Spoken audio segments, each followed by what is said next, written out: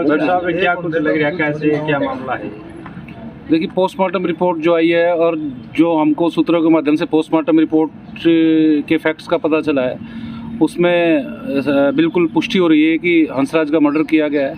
दोनों हाथों में फ्रैक्चर है, अंदर तिल्ली फटी हुई है, सिर में गंभीर चोटें हैं, शरीर के और भी जगह पर चोटों के निशान हैं और साफ बिल्कुल पहली नज़र में स्पष्ट हो रहा है कि अपहरण करके बंधक बना के उसको पेड़ के बांध के उसको मारा पीटा गया है, जैसा कि हंसराज की पत्नी ने पुलिस के सामने अपने बयान में भी ये बातें कही हैं। और मुख्य आरोपी हालांकि गिरफ्तार हो चुका है, लेकिन इस पूरे मामले में पुलिस की भूमिका बेहद ही संदिग्ध है और मामले में पूरी तरह से उनकी संलिप्तता है। और पुलिस प्रशासन द्वारा अभी तक कोई इस तरह के प्रयास नहीं किए गए हैं कि उस पुलिसकर्मियों को गिरफ्तार करने के कोई प्रयास किए गए हों। पूरे पुलिस प्रशासन का रवैया जो यहाँ पर नज़र आ रहा है, जो खुफिया एजेंसी के लोग हैं जो पीड़ित परिवार से संपर्क कर रहे हैं, पुलिस के बड़े अधिकारी जो पुलिस पीड़ित परिवार से संपर्क कर रहे हैं, उनके सबके यही प्रयास है कि किस तरह से जो पीड़ित परिवार है इनका ब्रेन वॉश करके यहाँ से डेड बॉडी उठवा के उनका डेड बॉडी का अंतिम संस्कार करा दिया जाए, ताकि पुलिस इस मामले में अपना पल्ला झाड़ सके और जांच का हवाला दे सके। लेकिन पीड़ित परिवार, हम लोग कल से पीड़ित परिवार के साथ हैं, उनके संपर्क में हैं, उनका हौसला अफजाई करने का काम कर रहे हैं। हमारे और भी बहुत सारे साथी हिसार से भीम आर्मी के संतलाल जी हैं, वकील साहब हैं, विकास जी, और कल से हमारे साथ लगे हुए अंग्रेज साहब, और भी बहुत सारे साथी हैं। रोहतक से स्पेशल मनीषा जी आई हैं, मनीषा बौद्ध जी, स्पेशल पीड़ितों को न्याय दिलाने के लिए। और कल से ही मिशन एकता पार्टी के कृष्ण माजरा जी हैं, अजय भाटला हैं।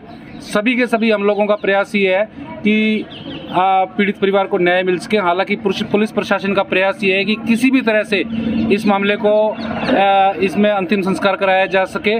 और अगर मैं आप लोगों को एक बात दावे के साथ कहना चाहता हूँ कि अगर इस मामले में समाज के लोग इकट्ठा ना होते और सामाजिक कार्यकर्ता इकट्ठा ना होते तो शर्तिया पुलिस इस मामले को इत्तफाकिया एक नेचुरल डेथ का हवाला देकर और फर्जी रिपोर्ट तैयार करके और इस मामले को रफा दफा करने का काम कर सकती थी।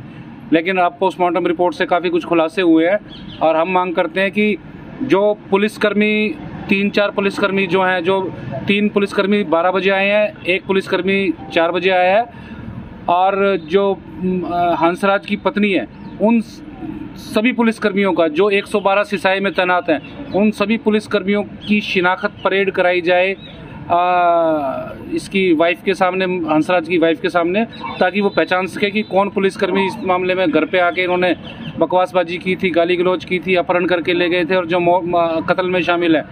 और उसके बाद हमारी मांग ये है कि उनकी पहचान होने के बाद उनके खिलाफ दफ़ा 302 SC/ST एक्ट की धारा 32V जो है इसमें मुकदमा चलाया जाए और उन्हें गिरफ्तार किया जाए और उनको तुरंत पद से बर्खास्त किया जाए।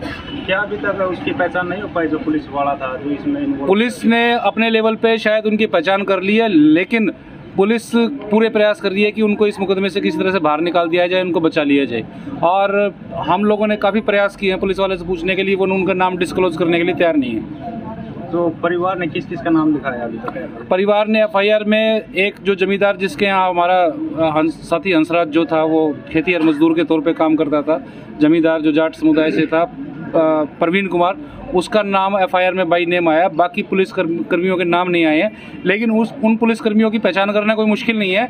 112 पे चुनिंदा पुलिसकर्मी सिसाई में तैनात हैं और अगर पुलिस चाहे, अगर ईमानदारी से जांच हो तो 1 मिनट में स्पष्ट हो जाएगा कि कौन कौन इस हत्याकांड में शामिल है। कलेक्टर साहब, ये मामला 6000 का या पहले भी कोई इनकी लड़ाई झगड़ा कुछ ऐसा? देखिए, जहाँ तक हमने पीड़ित परिवार से बातचीत की है, चाहे मामला 6000 का हो, चाहे इससे पहले भी कोई लेन देन हो, किसी भी व्यक्ति को किसी की पैसों के लिए किसी की जान लेने का अधिकार नहीं है। अगर चोरी भी हुई थी तो FIR दर्ज करानी थी, उस पर मुकदमा चलता और उसने ऐसा किया था तो उसको सज़ा मिल जाती। लेकिन खुद ही जज बनना, खुद ही पुलिस बनना और खुद ही सज़ा का फरमान सुनाना और फरमान सुना के जान से मार देना, ये कहीं का भी कानून नहीं है। ये तो एक सीधी जातीय गुंडागर्दी है। और मीरका में भी इस तरह हुआ था, और मोटर चोरी करने का आरोप लगा के गांव के जाटों की पंचायत ने और वहां पे खेतों में ले जाके 3 युवकों को, वाल्मीकि समाज को बुरी तरह पीटा था। एक की उसमें मौत हो गई थी, हत्या कर दी गई थी उसकी, और उस मामले में 12 आरोपी अभी भी जेल में। तो इस मामले की भी गहनता से जांच की जाए। तो ये एक आदमी का काम नहीं है, इसमें पुलिसकर्मियों के साथ साथ प्रवीण के साथ 4-5 आदमी और बताए जा रहे हैं, जैसा कि हंसराज की वाइफ ने अपने बयानों में बताया। उन सब की पहचान होना भी जरूरी है, उनकी आइडेंटिफिकेशन होना भी जरूरी है। जो पोस्टमार्टम हुआ है, क्या परिवार से संतुष्ट नहीं? पोस्टमार्टम जो हुआ है, पोस्टमार्टम बोर्ड के द्वारा पोस्टमार्टम हुआ है, और पोस्टमार्टम में हमको सोर्सेज से पता चला है कि पोस्टमार्टम में चोटों की पुष्टि हुई है, और अंदरूनी चोटों की पुष्टि हुई, गंभीर चोटों की पुष्टि है, और these injuries are sufficient to cause death. तो इसमें जो मुझे पता चला है कि जो इशू हो गया था थोड़ा सा यहाँ पे, कि वीडियोग्राफी करने नहीं दी गई थी, इस वजह से इशू हुआ था। हालांकि उसमें हम लोग कहीं ना कहीं इस हद तक संतुष्ट है कि हम लोगों ने पहले ही डेड बॉडीज़ के फ़ोटो खींच लिए थे, वो वीडियोग्राफी कर ली थी, और उन चोटों के निशान वो सारे के सारे हमारे पास रिकॉर्ड के तौर पे मौजूद हैं। अगर पुलिस बेईमानी करेगी तो हम उनको है ना अदालत में पेश करने का काम करेंगे। तो अभी आगे क्या कुछ रणनीति बनाई? अभी हमारी रणनीति केवल यही है कि जब तक उन पुलिसकर्मियों के नाम डिस्क्लोज नहीं होते, उनको पेश नहीं किया जाता, उनको गिरफ्तार नहीं किया जाता, पीड़ित परिवार का ये कहना है कि हम लोग यहाँ पे रुके हुए हैं और तब तक हम अंतिम संस्कार नहीं करेंगे।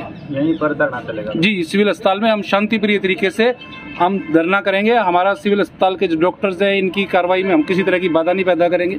शांति प्रिय तरीके से हम धरना करने का काम कर रहे हैं। पुलिस प्रशासन की बातचीत करने के लिए आ रहा है, क्या कुछ बात? पुलिस प्रशासन बातचीत करने के लिए आ रहा है, लेकिन पुलिस प्रशासन के पास केवल एक ही बात है कि आपकी FIR दर्ज कर दी, आपका एक आरोपी गिरफ्तार कर लिया, आप डेड बॉडी उठाओ और अंतिम संस्कार कर दो। वो जो आरोपी पुलिसकर्मी है उनके बारे में बात ही नहीं करना चाहते, और ये परिवार इस बात पे अड़ा हुआ है कि जब तक उन पुलिसकर्मियों को गिरफ्तार नहीं किया जाता, हम लोग यहाँ से नहीं उठेंगे।